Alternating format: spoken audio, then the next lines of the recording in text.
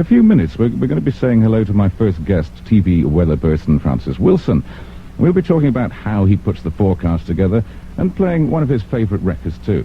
But first, a song from John Lee Hooker. This is a recent teamed-up version with that Santana person who I'm not that keen on as a guitar player, but he does a pretty sterling job on this track with John Lee Hooker, the classic song from the album of the same name, The Healer.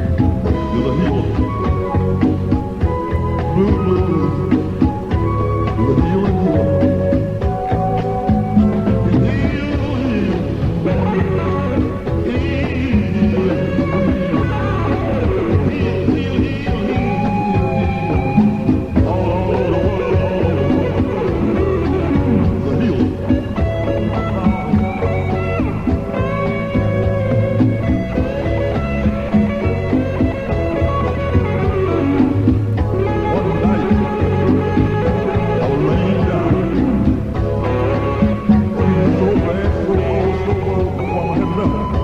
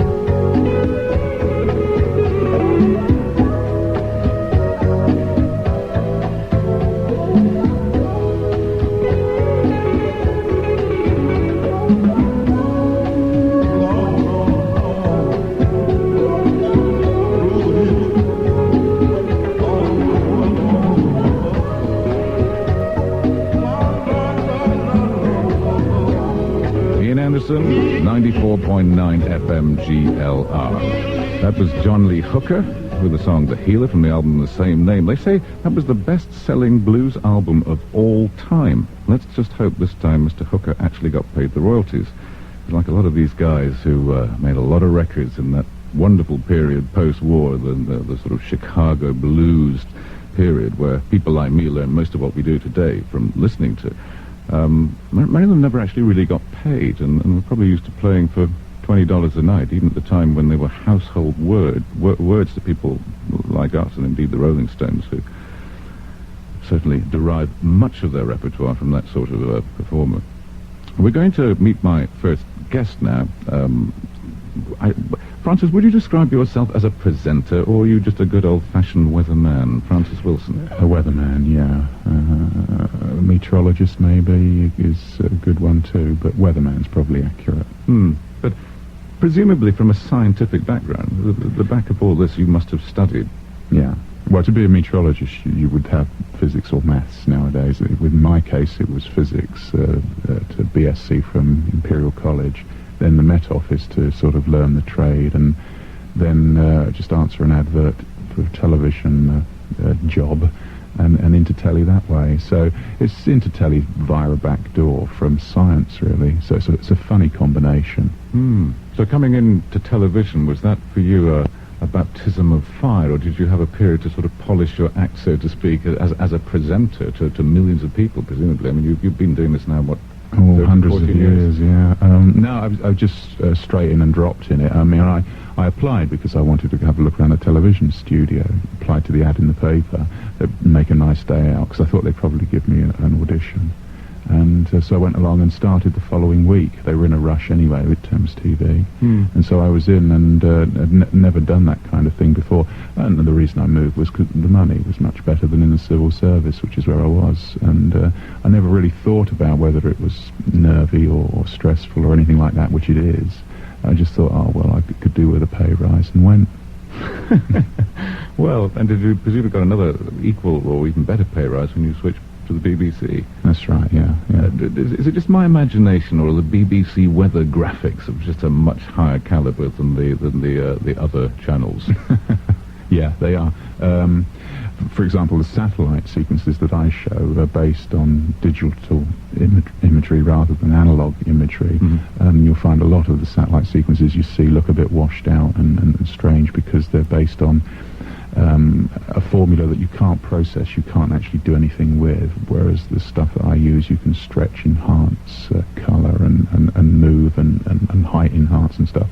So the graphics look better from that point of view. But also, of course, I think on the other channels, as it were, they tend to be very broad-scale graphics, very coarse. You know, one cloud seems to cover the whole of Scotland. It always seems to be raining on the Western Isles of Scotland on their graphics.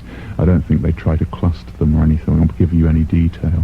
So from that point of view, it always looks a bit kind of, oh God, it looked like that yesterday and the day before. And, you know. Oh, you've noticed that too. Yeah. But is this something to do with the demographics? I mean, does it come down to the kind of audience who's listening at that particular point of the day to that particular channel and saying this is the sort of weather they deserve, because they're those sort of people? They want the simple, punchy sort of everything in a summary form, whereas people like me, perhaps, who watch, who glue ourselves to the weather after what used to be the farming programme on Sundays and isn't anymore, where we actually saw a really detailed current picture as well as a reasonable sort of almost week's forecast. Is that a dying breed, that sort of weather forecast? Well, it is common in television circles to think that isobaric weather is a bit old-fashioned, and it's better to have much more kind of satellite or graphic-based weather. But yeah, people who prefer BBC tend to be more interested in knowing what the weather's going to do, whereas people who watch it on ITV tend to accept that they're going to be told what the weather's going to do, but they don't really care whether they hear it or not. Oh, it's just the weather anyway. And in terms of the isobars, I mean, is that something that we're not supposed to be clever enough to understand these days, or are there people who really can, at a glance, as I rather suspect, I think I can, see probably much quicker from an isobar picture? Well, you've got to be used to it, haven't you? And there's much more than just surface fields in weather. There are all sorts of elements, and there are all sorts of time scales, and there are all sorts of heights.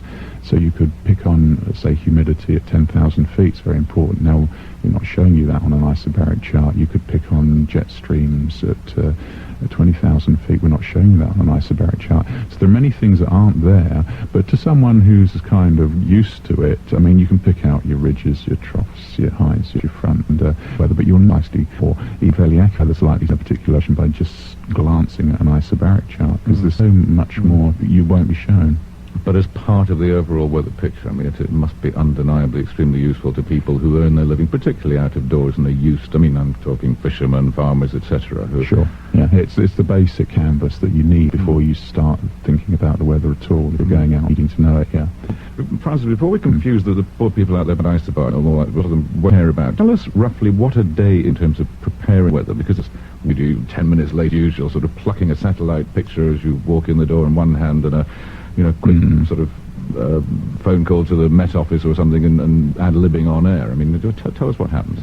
Well, you see, nobody knows what the weather's going to do. That's the problem. And if somebody did, we could all go round there and take a rare notes. Admission, Francis. A rare admission. Carry on. Well, you mean, you get up and you can't just know what the weather's going to do, and nobody else really knows. So the way it works is that we have a fairly complex computer program which is supposed to mimic the atmosphere of the world, and by feeding it data, feeding it things, it can process all the data using its mathematical model of the laws of physics, gravity, and so on, and come out with answers. And these are sort of first guesstimates, and the answers it gives are: this is how the wind field will be in 12 hours' time over this part of the world. This is how the humidity field will be. This is the temperature field. This is the pressure field. That's the isobaric chart that you often see on telly that you mentioned. So you get all these things, and for all different timescales and so on, and then you sort of plough through all this gumph, this bump, this paper, which is all spewed out constantly from a computer on your own terminal, and you try and figure out what's the best route that the weather will go down, what's the sort of path of least resistance, what's the more obvious way, because lots of these things tend to contradict each other, you see, so it's not straightforward. So once you've gone through all that, you decide, well, this is what I think the weather will be like. And then there's a little bit of climatology, usually at this time of year in this sort of place, it does this sort of thing in this sort of setup. Then I have to transcribe that into a storyboard of graphics and give that to an artist, make me some graphics, and they do that. And I get hold of a sequence of satellite images and put them all together like a deck of cards, flip through them, you've got your movie. So I've got that on tape. So I aimed with those two visual aids. I then stand in front of the camera and tell you what I think the weather's going to do, and use the visuals to back it up. And is this all actually happening early in the morning each day, or are you able to prepare anything the night before? No, the point about getting a forecast the night before, if you're going out the following day, is by the time you get up it'll have changed. So you want to get the forecast as close as possible. So yeah, I'm up at 3 in the morning, onto it at 4, and saying my first words by 7. Gosh, Francis, that's very, very industrious, and I'm glad I don't have to. I'm probably going to bed then, coming out of the studio. Back to music. Francis, you chose a song from the Beatles, In My Life. Does that have any special memories for you, or just a pretty song? Well, I often find I've met so many people over the years. I'm not one who sort of has known someone at childhood and then they've stuck with me all through life. I've just known lots and lots of different people. And sometimes when walking down the road, I'll just stop and I'll think about someone, and I won't know why I'm thinking about that person, and I can aimlessly walk around. And I think this is a song that kind of says that, in my life. About a special person who's going to tell me all about while they're listening to the record. Okay.